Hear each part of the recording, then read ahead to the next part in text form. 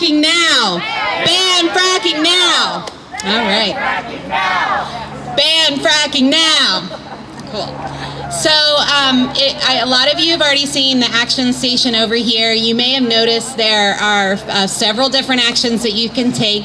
One of them is on the local level. That's something that Vice Mayor Qualls is going to talk about today. One of them is on the statewide level, asking the our state politicians to ban fracking. And the third one is actually global call, or actually National Call-In Day. There is a fracking moratorium, a piece of federal legislation, just like what happened at the state level. They're not allowing a hearing, so we're doing a call-in day to ask them to have a hearing on it and let the citizens have their say. So we have a short lineup of speakers today. First up is Father Neil Pizzullo. He's from Glen Mary Home Missioners. And he's going to talk to you about why we need a ban on fracking. So, Father Neil.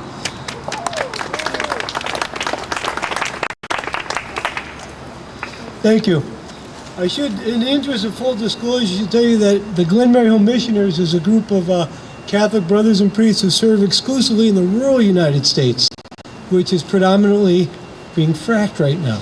So, and I didn't memorize my talk, so I need cheat sheets. So bear with me, please. When people talk about or look at fracking, they draw many different conclusions. I think it depends on our perspective. Some see total environmental disaster in the making, polluted wells, exploding houses, your water on fire, earthquakes, dead cattle, and fallow ground that used to be productive, various forms of respiratory disease, and of course, unexplained cancers. That's what I see when I see fracking. However, in the interest of fairness, we have to know there are some people that see it as economic opportunity, jobs, corporate profits, while others see it as a source of inexpensive source of oil and gas. And the more optimistic, albeit naive, notice I said naive, not ill-informed, not stupid, but naive. I think you know where I feel. See a newly found source of energy independence. What we see depends on our perspective. However, today I want to take a look at fracking from the perspective of God's injunction to care for creation. If you don't believe me that God did this, read the book of Genesis. Genesis chapter 1, beginning at verse 25 and following. From the beginning, God's made it clear that we have dominion over the earth. This does not and has never meant that we have some sort of permission to destroy creation. We have been given stewardship over God's creation. And stewardship is very simply caring for creation while we're participating in the activities of our lives, our personal activities, our social activities, political and economic activities. This does not mean we can enjoy the world and benefit from it as a means that we are charged. It means we're charged with caring for it. The world is not ours alone. It belongs to everyone of every time and every place, particularly the future. Particularly children, grandchildren. The world is not ours alone. No one has a right to use the world privately. It's for everyone.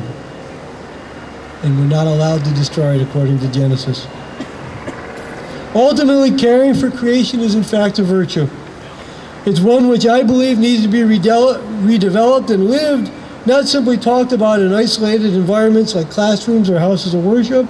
The virtue of stewardship of God's creation needs to be lived each day in our lives, in our circumstances, among our family, our friends, and particularly among our politicians and corporate leaders. We especially need to challenge our politicians and corporate leaders to do this and embrace the world that God gave us to protect, and embrace stewardship of God's creation. Although I need to be clear here, this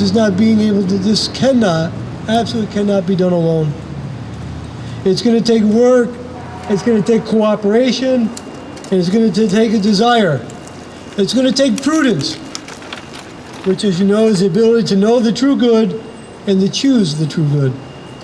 It's going to take justice, the ability to know what is owed or rightly owed, and what is owed and rightly shared with each other. It's going to take temperance. We have to moderate ourselves. And using God's creation and being good stewards, it's about temperance. It's about using resources wisely and not for whatever we want, whenever we want, however we want.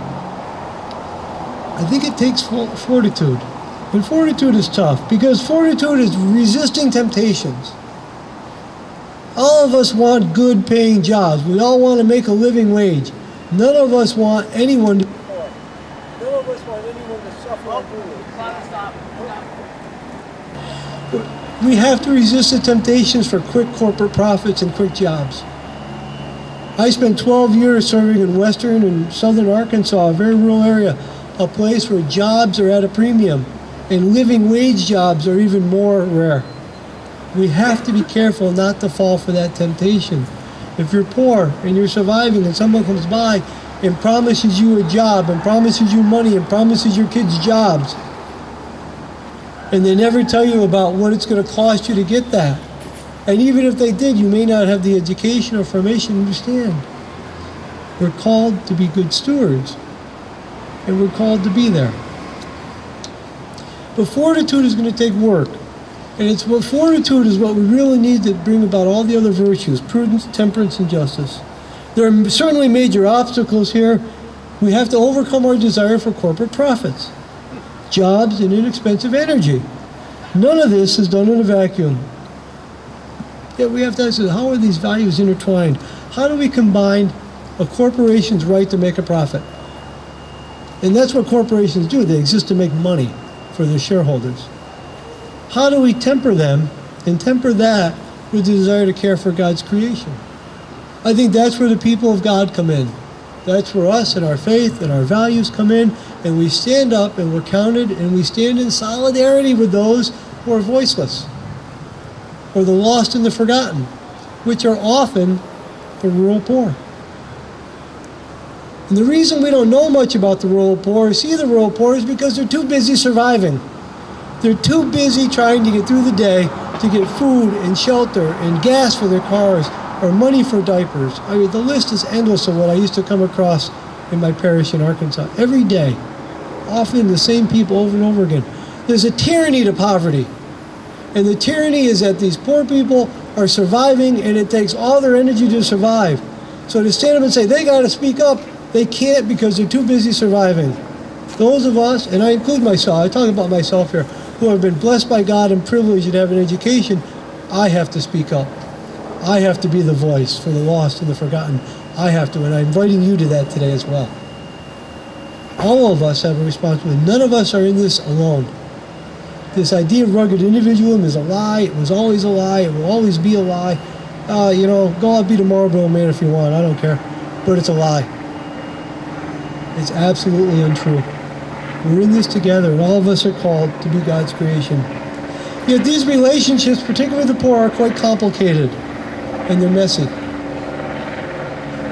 But that doesn't excuse us, our desire, it doesn't excuse us, our need to engage in relationships, though. I can tell you from my own lived experience, it's hard to be around the poor because they have many demands, and they have a legitimate biblical demand on me, and all of us. We're all intermingled in this. Now, whether you call yourself the 1% or the 99% or the newly minted 47%, let me tell you this is off my text, but what I find offensive about all those labels is I didn't say I'm that. Someone else told me I was that. I'm a Roman Catholic priest. I do not have an income. I'm not a taxpayer. Well, I guess I'm one of the 47%. But because I'm a priest, I have a lot of education. Rarely do I use it, but I have it. Does that make me the 1%? Depends who I'm talking to, huh? Come on. Stand up, be counted, but count yourself. Don't let anyone else tell you who you are. But each of us has a dignity, and we're all made in the image and likeness of God, and that's very important to remember, especially the poor. Especially the poor. The key element of both corporate and personal responsibility is this, though. All of us are made in this image and likeness of God. All of us have a responsibility to participate. All of us have both the right and the responsibility to participate particularly in decisions that involve our lives. If my next door neighbor fracks his land and they dump 700 and some odd unknown chemicals into his land with no exemption or no provision to take those chemicals back out of the land, where do they go? They seek water, and they're going to seek my water. Now my water is contaminated, and I had no say in it. I have not been able to participate in what goes on in my own life. Catholics would call that the principle of subsidiarity. Yet, we have to balance that with the need for and the dignity of work. All work has dignity. All work is dignified. Except when it's abusive to the people working and people are being exposed to dangers and death threats, really. These are death sentences working with these chemicals without anyone making any provisions for their safety. These poor people in the country and anyone that follows fracking is being sold a bill of goods that will simply never deliver. As a society, we have always had a special place in our hearts for widows and orphans. Always. Every major religious tradition calls for the care for widows and orphans, not just mine as a Catholic. All of them do. They have a special hold on us. They have a special demand for our time and attention. Today, we meet widows and orphans in the forms of poor people that are making decisions without knowing facts. We are called and impelled, really, by God to stand with them. And if you don't believe me, listen again to this. They are out of desperation and manipulation being forced into decisions which cannot be reversed. We are called to stand in solidarity with widows and orphans, strangers, family, friends, the rural poor, who are part of this complicated web of relationships we're all involved in and we're all connected to. Remember, by doing so, by following God, listen to this, and this comes from the book of Genesis. God created man in his own image to be divine, to be the divine image. He created him, male and female, he created him. God blessed them, saying, be fertile and multiply. Fill the earth, have dominion over the fish of the sea, the birds of the air, and all living things that move on earth. God also said, see, I give you every seed-bearing plant all over the earth, every tree. I'll just yell. I'm from an Italian family with sisters. I can yell. I lost my place. God also said, see, I give you every seed-bearing plant over all the earth, every tree that has seed-bearing fruit, on it be your food. And to all animals of the land, all birds of the air, and all living creatures that crawl on the ground, I give you all the green plants for food. And so it happened. God looked at everything he made, and he found it to be very good.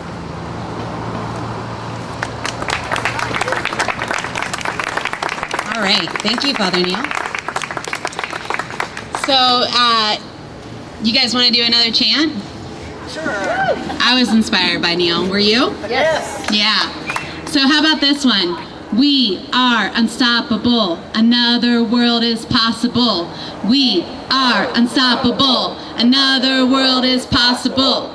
We are unstoppable. Another world is possible. Awesome. Thanks, guys. Okay, so next up we have Vice Mayor Roxanne Qualls, who has shown great leadership on this issue, and she's going to give you an update on what's happening now with the gas aggregation. So thanks. Thank you very much. Father Neil's a hard act to follow, because I think that what he speaks to isn't just the technical aspects of the issue of fracking, but the moral aspects of the issue of fracking, and also the biblical command for us to actually take stewardship. You know, it could be easier just to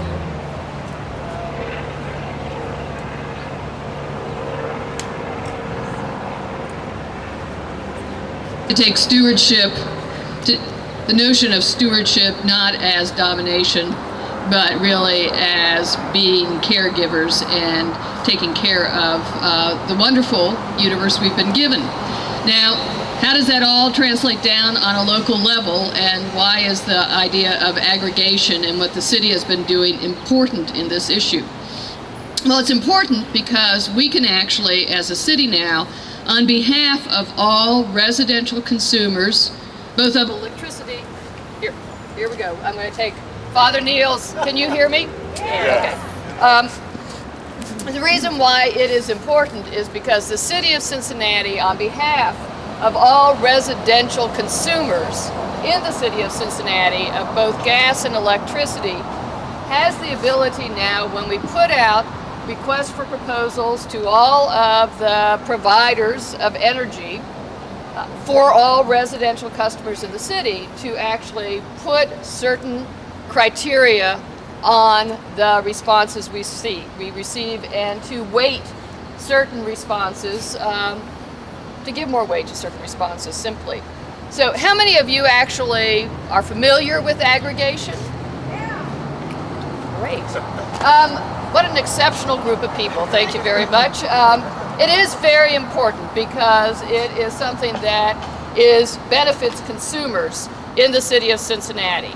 And what we have done as a result of voters overwhelmingly approving at the ballot last November aggregation for both gas and electricity, we have gone to the marketplace asking for bids. Now, with electricity, that was the first one we did, and what was great about that request for proposal is that we asked the providers to disclose whether the sources of the energy that they were providing, and we basically chose First Energy as the provider for residential customers in the city and small businesses, because they guaranteed that 100% of the energy which they were providing was eligible for energy credits, basically renewable energy credits. And we are, as a city, the first large buying group in the country to actually be able to lay claim to the fact that 100% of the electricity being provided by the electric aggregator is from renewable credits, and that's really terrific. Now with gas, we have put out the proposals and we have gotten the proposals back. However, we have a problem. And the problem is that all of the respondents said that none of them could account for the sources of the gas. Basically, what they are insisting on is that, in essence, there is a don't ask and don't tell policy. And our challenge as a community of people concerned about how we actually heat our homes in many cases in the wintertime is we actually need to push much harder to make sure that the industry puts in place the mechanisms to actually account for this commodity. If you can do it with electricity, you can do it for gas. I mean, you have just transmission and distribution systems. Everything mixes together, but there are ways of tracking it. The good news for consumers, because the voters said, yes, city, go and do this aggregation program, is that we expect that between both electric aggregation and gas aggregation that we're going to be able to save residential customers and small businesses in the city of Cincinnati an average of $300 a year on their utility bills, which is very significant because it puts real money back in the pockets of people. Now, there's another issue, as you well know, that the city has taken leadership on, and that is this issue of deep well injection of the waste byproducts of fracking. What you should know is that council has been very, very aggressive in pursuing ways to ban disposal of fracked waste in the city of Cincinnati. It is very important to us because we are in this region considered a primary area for disposal because of the geological conditions of the area. In April, I introduced a motion directing the administration, and I was joined by Councilmember Wendell Young and a number of other council members to actually pursue how we could legally do it. It was a very, very, very difficult task because the state legislature in Ohio which is totally committed to fracking, just so you know that, totally committed to fracking, has made it virtually impossible through zoning to legally ban disposal of the waste from fracking. However, thanks to the geniuses in our law department, we have figured out a way legally to actually, for the sake of protecting the health and welfare of citizens, to prevent the use of deep well injection within the city limits of the city of Cincinnati. And that is a major victory. And the number of people who are here are actually responsible for helping us achieve that. And I think that they should raise their hands. Kate with Greenpeace was very instrumental in the aggregation fight, mobilizing people, as well as, much to the dismay of some people, sponsoring a blimp that, that we saw over the city of Cincinnati many times, advocating for alternatives to the current supply. And we also know that the Sierra Club was free, and everybody else with Sierra Club was very instrumental with the anti-deep well injection legislation and support. And Ohio Citizen Action was also a partner in this, and I don't think we have anybody from this. And of course, Allie was very instrumental, as well as all of the allies who are here, and they should all be acknowledged, because none of us do this alone. And one of the things that's really important, both with aggregation and the success we saw with at least incorporating on the electric side the requirement for energy renewable credits, but also what we hope to have managed to accomplish on the gas side and with the anti-injection, deep well injection legislation. All of that was in response to your work.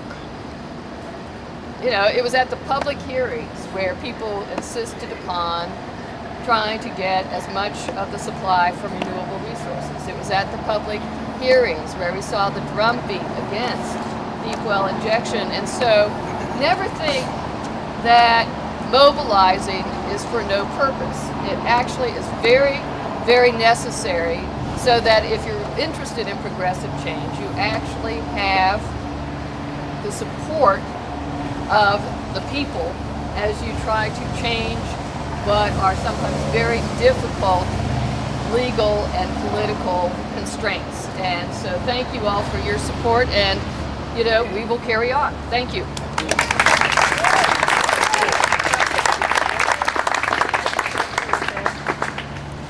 In Pittsburgh, they have an anti-fracking ban in the city of Pittsburgh, and the state just took that right away from them. Do we have to worry about that here with the dumping of the water?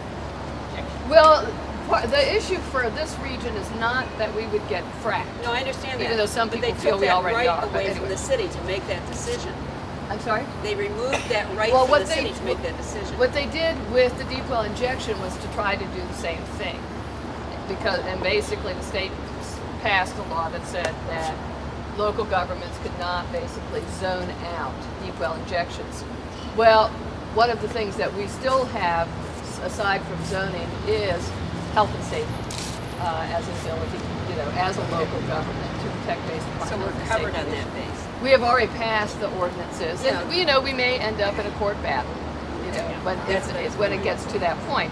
But you know, in general, it's very important. But specifically, the reason why it's important and has a concrete ramification, immediate ramification, is that while this is all probably more than you all want to know, but anyway, while the majority of water in the city of Cincinnati and throughout the region actually increasingly is taken from the Ohio River and is processed in California, Ohio, in the northwest portion of the county, the city runs the Bolton water plant, which takes its from groundwater. And that area is extremely, the Great Miami Aquifer, that is extremely sensitive and a regional resource for water that has to be protected. And that is an area that if you saw deep well injection, would be very, very dangerous. So, Is that in the city of Cincinnati? Bolton, no, but it's in the county. So is it still kind of We are working with the folks out in that area to establish protections out there.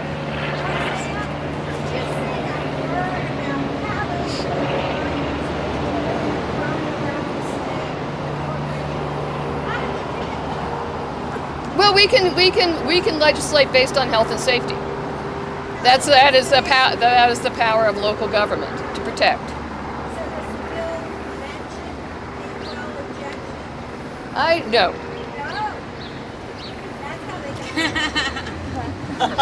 We're not picking on oil and gas. That's not what we're doing. Okay, thank you, Vice Mayor Qualls. So that reminds me of another chant. You guys ready for another one? Okay, this is, you gotta... Kasich, we will stop you. Kasich, we will stop you. There we go. Kasich, we will stop you. With our creativity, right? Awesome. Okay. So next up we have Councilmember Young, who was the sponsor for a bill that is pressuring the state for a moratorium. So Wendell Young, you ready to come on up?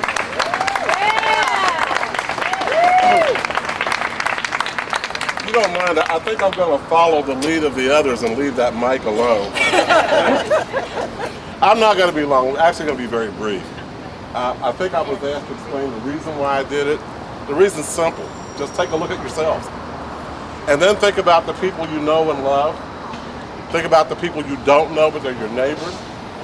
Think in terms of what we need to stay here.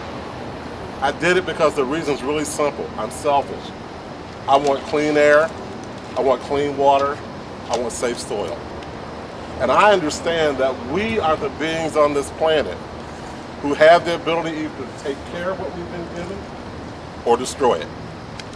And we have seen over and over and over again the absolute proof of our ability to do either. What I have done is very small. And as Vice Mayor Roxanne Qualls said to you earlier, what I have done is simply a reflection of your work and your concerns. And it was easy to convince me. I'm able to read. I'm able to see. I can understand. And a year ago, I didn't know anything about fracking. Today, I know more than I need to know. But I certainly know enough to understand this, that when people like yourselves can gather around an issue that is common to all of us, you make it extremely easy for a person like me to champion your cause. And though I say it is your cause, it really is our cause. And my selfishness goes beyond me. There are people not yet born who will be grateful for the work you have done, and perhaps grateful for the small opportunity I've had to be a part of such a movement. So I actually stand here not to ask you to praise me. I'm here to praise you and to thank you and to encourage you to continue your work. I'm a firm believer that at least 10 people listen to what any one of us has to say, and there are probably more. But my belief is that you understand the absolute need to continue to be disciples of what I do believe is God's work.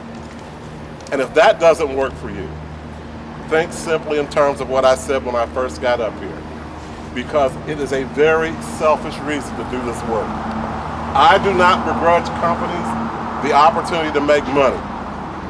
I understand the need for a paycheck. And I do believe there's a way to do the work these companies want to do around being self-sufficient with energy without killing the customers. Because in the end, what difference does it make if they can make all of that money and there's no one left to buy their product? And to me, that's the simple way to look at it. Either we take care of this and we take care of ourselves, or at some point, it just won't make a difference. So again, I thank you, and I encourage you, and just keep me on board. I'm with you, I believe in you, I love you, thank you. Thank you. All right, are we ready for time response. So are you guys ready? What do we do when they want to frack? Stand up, fight back. What do we do when they want to frack? Stand up, fight back. What do they do? What do we do when they want to frack? Stand up, fight back. We're practicing this because we're going to march over to City Hall, okay? You guys got them all down so far? Cool. All right, so next up we have Councilmember Quinlivan, who was definitely a leader on the ban on injection wells, right along with all of the other council members. So, Councilmember Quinlivan. Thank you.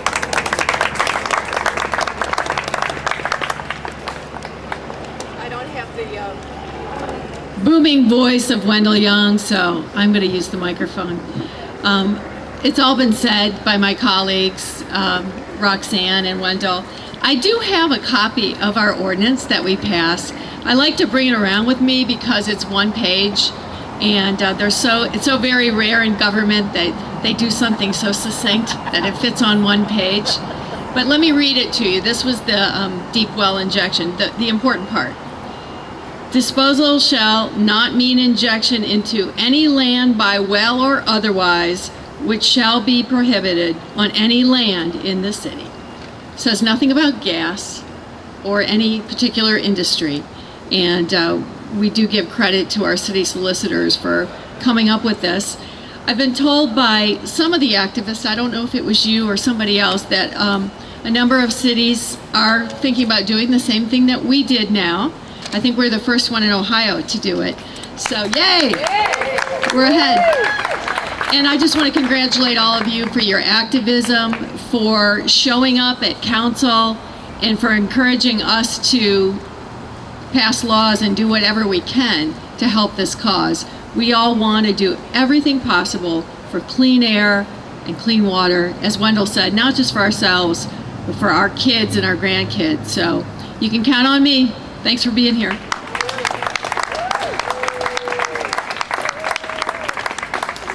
Yeah, so just a quick note on that. Actually, there was a city up in, or actually township, Weatherfield Township, up north, who they were right on the verge of getting injection wells, and what they did, which a lot of communities have said when people are working on stopping fracking in their own community or stopping injection wells in their own community.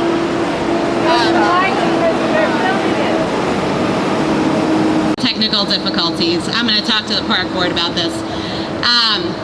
So what they did was one of these sort of symbolic things like a lot of communities have done, and they passed, a resolution saying we don't want injection wells here. And as a community, they're taking a stance on that. Niles, another community that's really close to them, said we stand in solidarity with Weatherfield Township and we don't want injection wells here.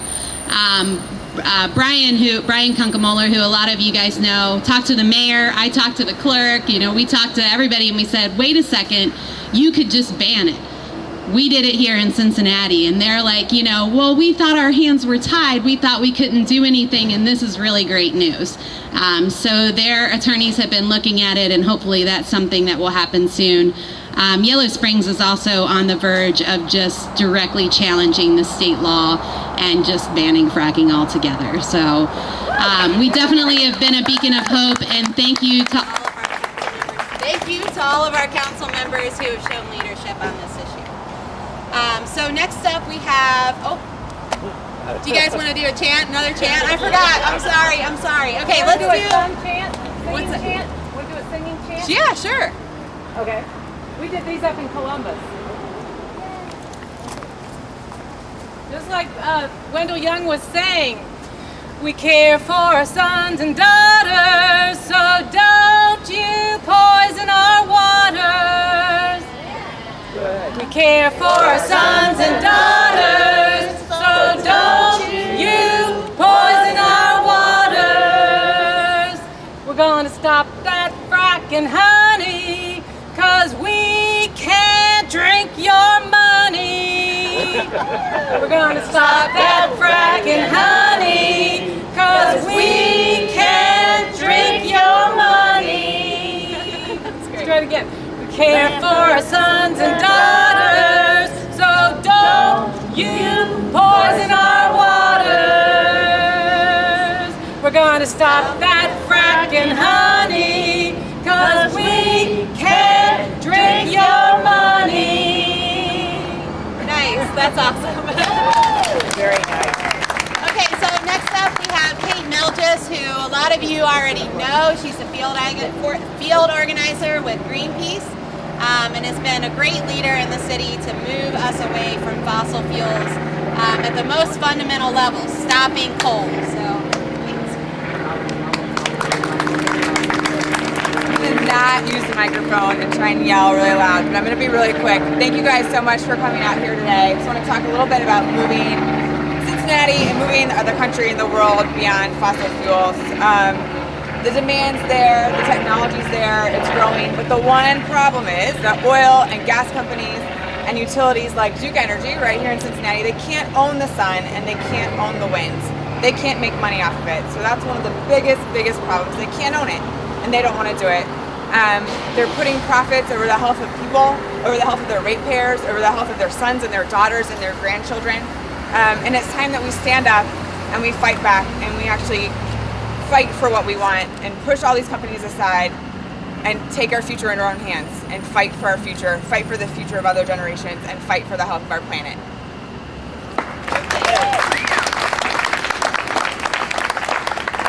Okay, this one is a little bit more complicated, guys. All right? So we're going to count. And we're going to count out our rights. So 1, we are the people. 2, you can't ignore us. 3, we will not let you poison our water. 1, we are the people. 2, you can't ignore us. 3, we will not let you poison our water. 1, we are the people. 2, you can't ignore us. 3, we will not let you poison our water. Cool. Awesome. Okay, you guys got them? I don't know if I remember all the words to that song, but I like it. Cool. So next up we have me. So I'm going to say a couple of quick words, and then I am Allison Acello. Oh yeah, I'm Allison Acello. I'm the organizer, the Ohio-based organizer for Food and Water Watch. It makes me proud every day to be working for these kinds of causes, and we're also doing some work obviously around food issues. But I tell you what, deep down in my heart, I want to stop fracking. I don't just want to stop fracking. I want to stop all of these egregious activities that we do to sustain ourselves. We're not really sustaining ourselves. We're struggling. And we need to be more responsible stewards of the earth, and we need to learn to live in ways that don't destroy it. So I just want to give you guys a good sense. I know a lot of you already have a sense of what's happening on the federal and on the statewide level, and what kind of situation we're in with fracking. So a lot of you have probably heard about the Halliburton loophole. Who's heard about the Halliburton loophole? Okay, that was one of the first things that happened on fracking. This was on the federal level. And unfortunately, Dick Cheney, which is why it's called the Halliburton loophole, pushed through the Energy Policy Act of 2005. And what it did was it exempted oil and gas activities from a lot of the key landmark environmental protections that folks fought for back in the 70s. That became something that there was such a huge grassroots movement around it that they couldn't not do it. So, you know, we kind of took a step backwards there. So we're talking about things like the Clean Water Act, the Clean Air Act, the Safe Drinking Water Act. If your chemicals aren't poisoning us, why do you need to be exempt from the Safe Drinking Water Act, right? Right? Okay, and then on the state level, one of the first things that they did was what a lot of you heard the council members talking about today, which is they gave sole and exclusive authority to the Ohio Department of Natural Resources over oil and gas activities. So essentially what it did is it took away that zoning authority of local municipalities, and they did it under the guise of you know, we got to have strong regulations on fracking. And if we get strong regulations on fracking, it's got to be at the statewide level so that everything is uniform, and that was their excuse for it. And then people said, well, wait a second, our oil and gas laws are really old and they don't include this new form of drilling for oil and gas and shale. So they're like, oh, okay, we'll update them. What they did was they went through like a rule-making process with the Ohio Department of Natural Resources. They didn't even actually make it law. A couple years later, they realized, oh, we should probably make a law. So they made Senate Bill, well, this was in 2010, they made Senate Bill 165, which you don't need to know, that or anything. You don't need to know the numbers. But basically what they said was, this is the most stringent laws in the country. We've got rules for well casings to protect the water and everything like that. But then, what they did was, okay, everything is hunky-dory, right? We've got these new really great regulations that supposedly are going to protect us. Most stringent in the country is what they kept saying about it. And then I think the state got dollar signs in their eyes. And they're like, now how can we make money off of this? Let's frack our state parks. Let's frack our public lands. So back in 2011, with the House Bill 133, they opened up public lands to fracking. And what they're going through right now is somewhat of an inventory of the land, and they put dollar signs on it. How much money can we possibly make from fracking in our state parks? Now, I don't know about you guys, but I thought our state parks were supposed to be protected from those kinds of things. Didn't you? Yeah. And we've got right now up north one of the first state parks that is set to be fracked. And they actually also did one of the first what they call mandatory pooling or unitization. So basically what that means in layman's terms is they force someone to lease their land that didn't want to lease their land, because they can do that too.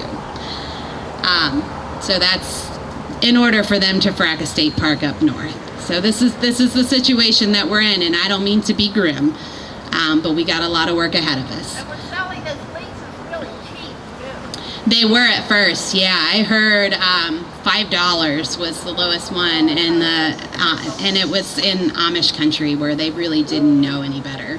And they think it's your grandfather's wells. These aren't, it's just going to be this little thing on your property. It's not this huge industrial thing that fracking is I think a lot of times what the perception is before it comes into the community.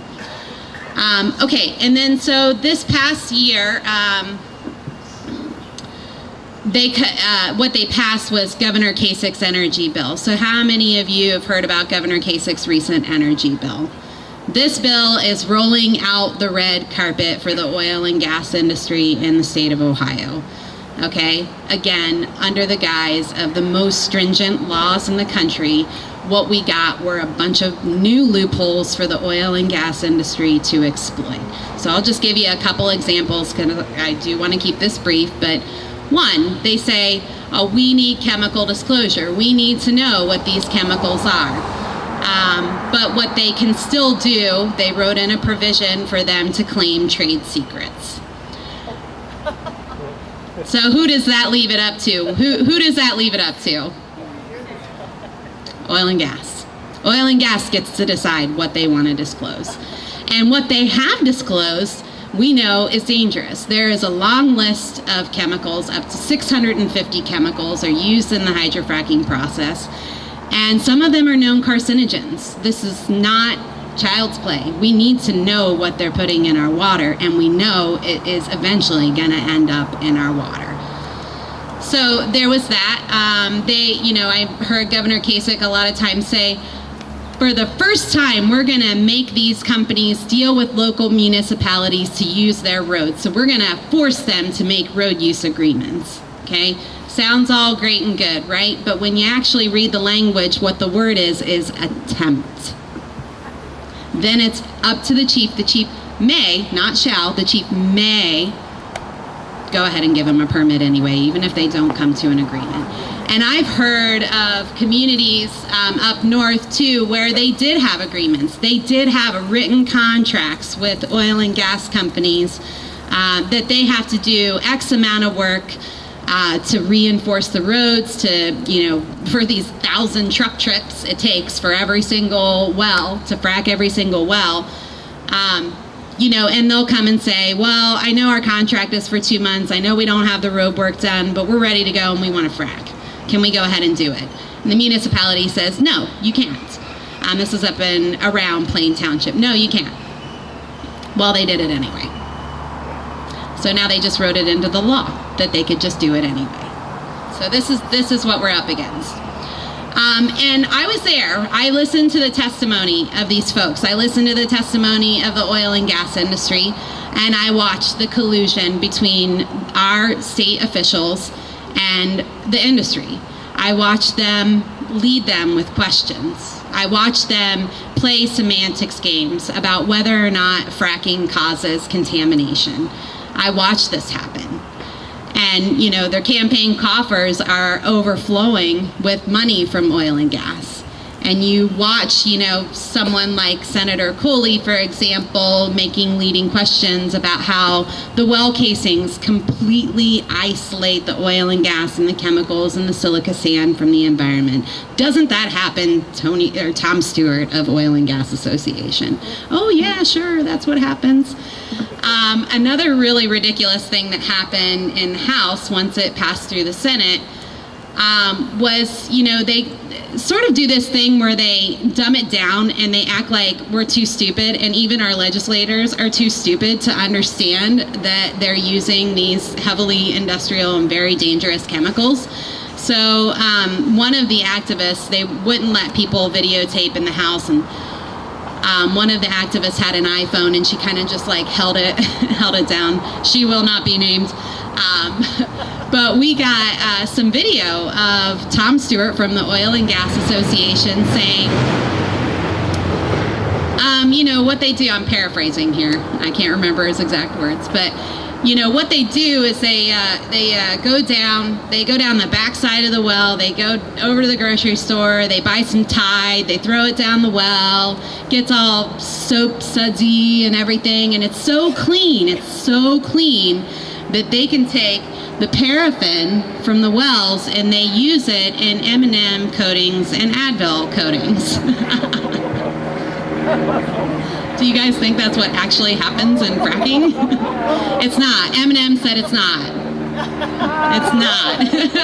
So this is the kind of stuff that we have going on in the halls of our legislature.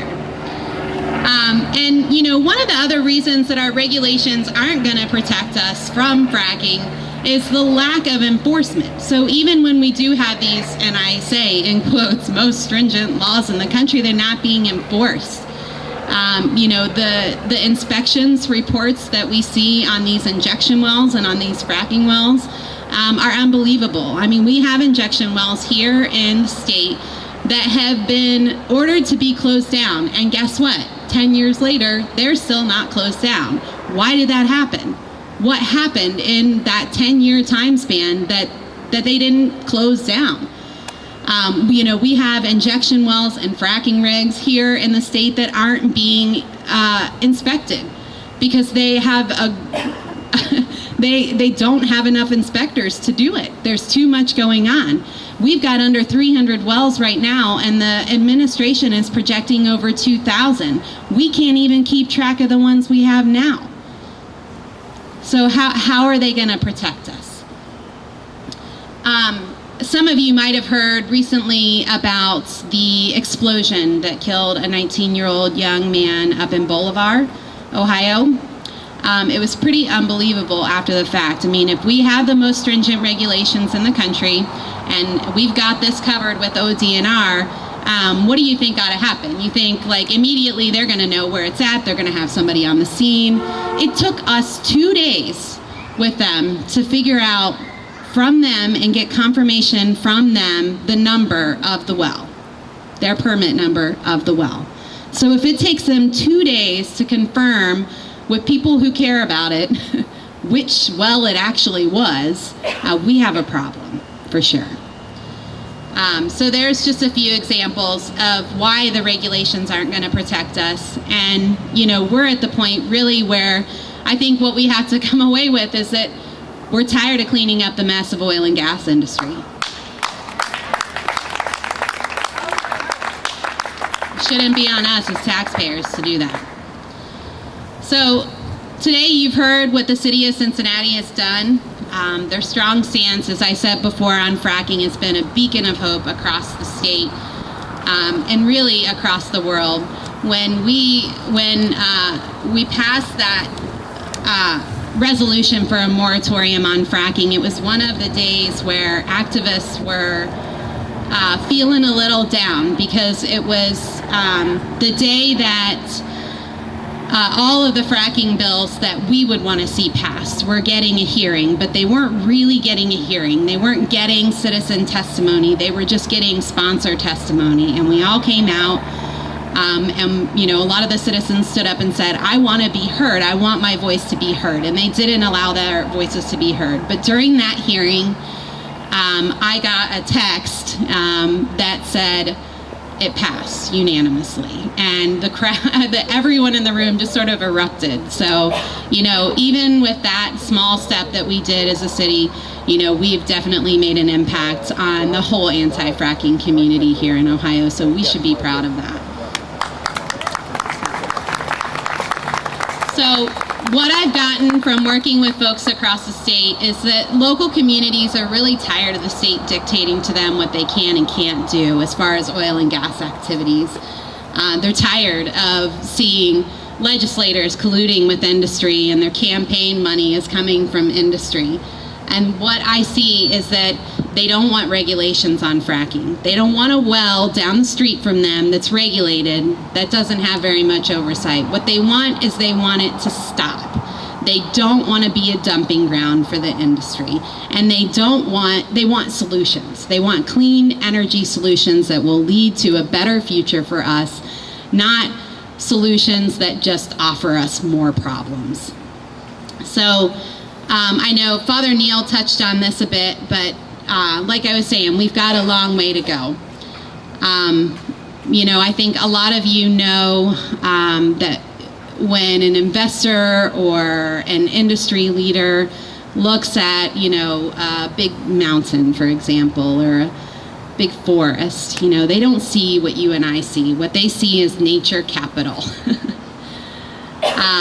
And we're living in a system right now that just sets up a means for them to take something like nature and to make a profit off of it. Romney Ryan, everybody, remember, get to the polls. Romney Ryan.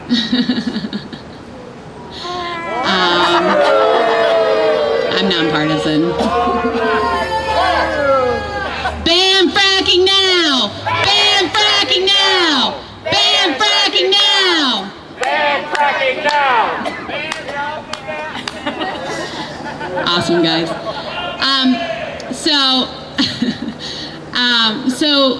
Our executive director recently was up in Dubai, and she heard a guy from Citigroup looking at the water scarcity problem. So, he's saying in 25 or 30 years, water is going to be this really great commodity. So to him, what he sees, water scarcity equals profit. That's what he sees. There are other industry leaders there who said, oh, well, when the water gets polluted, the pollution, cleaning up the pollution equals profit. I can profit off of cleaning up the pollution. But what really should happen, and I think you all are on the same page with me, is that we should view our essential resources, our food, our water, the things that are most important to us and to us thriving as a species, as a part of the public trust, as part of the commons, as something that is collectively managed by the public. And so today you heard a few examples from our council about how we can go about taking the steps to do that and changing the system and making those demands for the people and not working on a supply-demand thing, okay?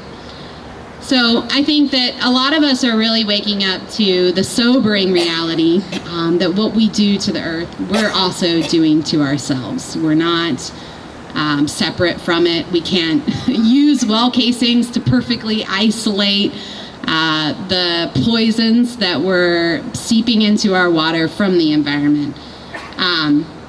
And our water resources are precious. You know, they're at risk at permanent and irreversible damage from fracking. It harms our environment, it harms our communities, it's a threat to our public health and safety, and guess who knows it? The oil and gas industry. They know it. They know it. And they know that's the truth. And if you go out there and you keep speaking that truth, people are going to listen to you, and people are going to heed that. And I think, you know, one of the things that I want you guys to take away from here today, and I'll wrap up and we can go march over to City Hall and have City Hall at our back, is I want you to think about in history what has ever changed things, what has ever made long-lasting change in history. It's been people. It's been people like you who care a whole lot, who's persevered to grow a movement and to make a demand that they're not going to back down from. So when you go out there and you ask for a ban on fracking, you should not be ashamed of that. You shouldn't say, oh, I'm part of the radical few. You should just call for what you want. Because you know what? We're never going to get it if we don't call for it. And one of the reasons that we did this today as an organization, this is the, if you don't already know, first International Coordinated Day of Action on Fracking. So thank you all for being a part of it. I really do appreciate your presence here. But you know, we have to grow this movement. So one of the things though that has happened in movements, I mean, I think about the women's suffrage movement that took 100 years. I think a lot of people don't know that. And many people, you know, during that battle were kind of going like, I don't know if we're winning or losing. Should we keep going? Are we winning? Are we making an impact? And one of the things I think to keep in mind is that you don't really know what the turning points are going to be until you look back, until you see back, oh, it was that moment, that was the moment. So keep that in mind when you're out there, you're fighting fracking. One of the things that we do know is we know the key ingredients, and that's you. That's people. People rising up for a common cause. So the power to ban fracking lies with you. The power to change the foolish mindset that we can manipulate nature, that we can ravage our essential resources, that we can value profits above people can change with you. It changes with each and every one of you. So thank you so much for being out here today. I'm going to set up and just let you guys know, we're just going to march right down here, right down 8th, and we're going to take a right on Plum. We're going to gather, do our few chants in front of City Hall, and thank you all for coming out. If you haven't already taken action, again, there's a local, state, and federal action you can take. Grab a poster, take some literature, and thanks so much for coming out again.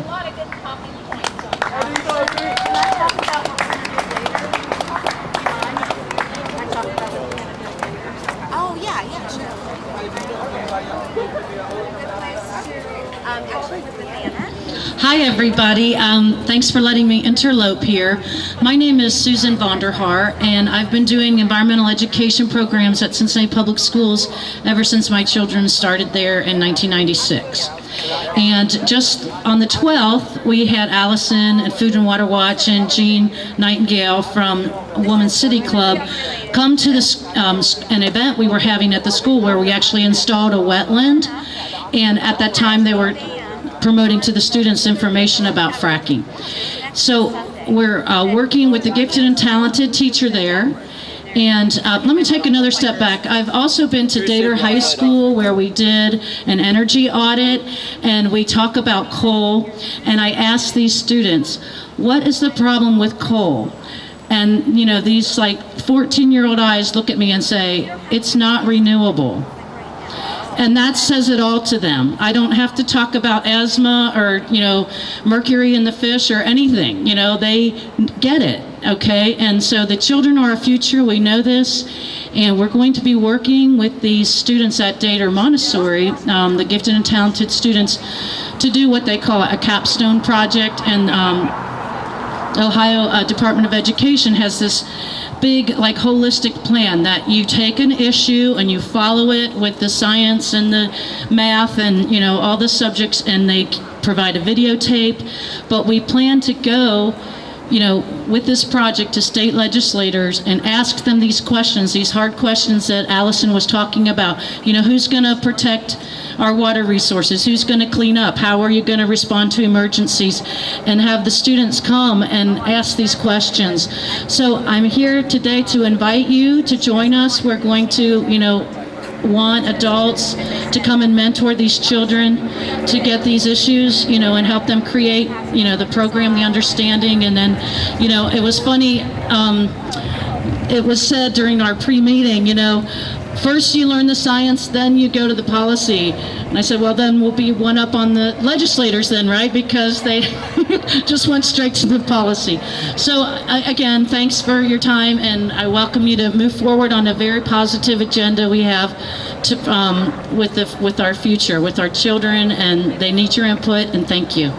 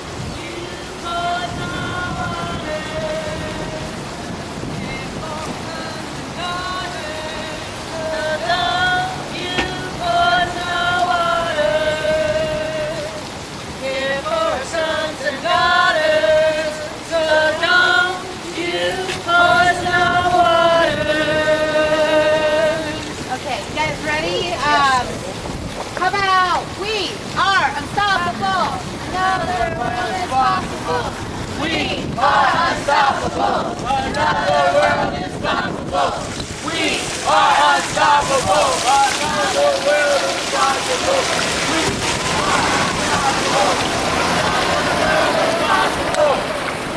are unstoppable. Another world is possible. We are unstoppable. Another world is possible. Unstoppable. Another world is possible.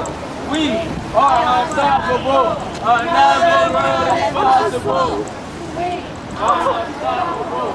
Another world is possible. We are unstoppable. Another world is possible.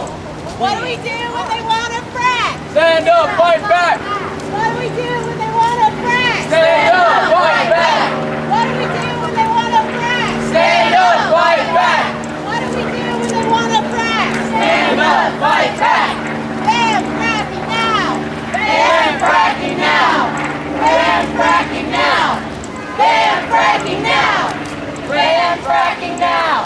Ban fracking now! City Hall. City Hall. City Hall. Hydrofracking's got to go! O-H-I-O! Hydrofracking's got to go! O-H-I-O! Hydrofracking's got to go! O-H-I-O! Hydrofracking's got to go! O-H-I-O! Hydrofracking's got to go! O-H-I-O! Hydrofracking has to go! O-H-I-O! Hydrofracking's got to go! We are unstoppable. Another world is possible. We are unstoppable! Another world is possible! We are unstoppable! Another world is possible! We are unstoppable! Another world is possible! We are unstoppable. Another world is possible. Hit the road, Brad, and don't you come back no more, no more, no more, no more. Hit the road, frack. Don't you come back no more. What'd you say? Don't you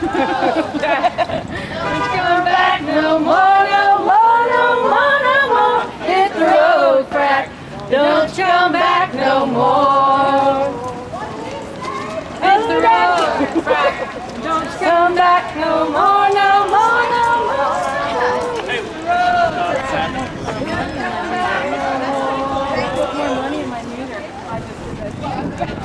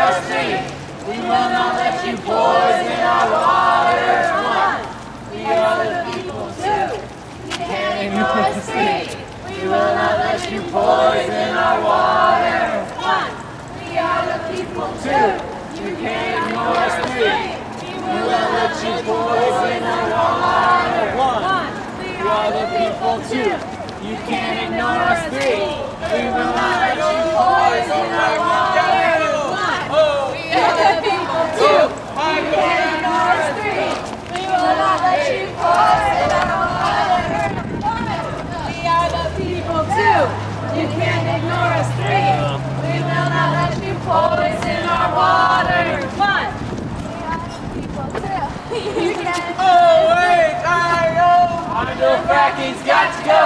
O-H-I-O. Hydro-fracking's got to go. O-H-I-O. Hydro-fracking's got to go. O-H-I-O. Hydro-fracking's got to go. O-H-I-O. Hydro-fracking's got to go. O-H-I-O. Hydro-fracking's got to go. The road is under attack. Stand up, fight back! Stand up, fight back! Stand up, fight back!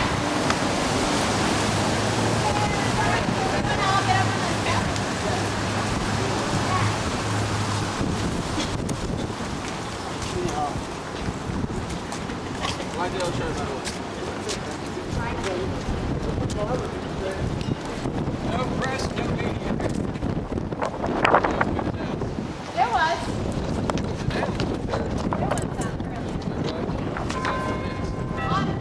It was Fox, Daddy. It was Fox. We know what spin them. We'll know the spin they put. We can do media. Yeah.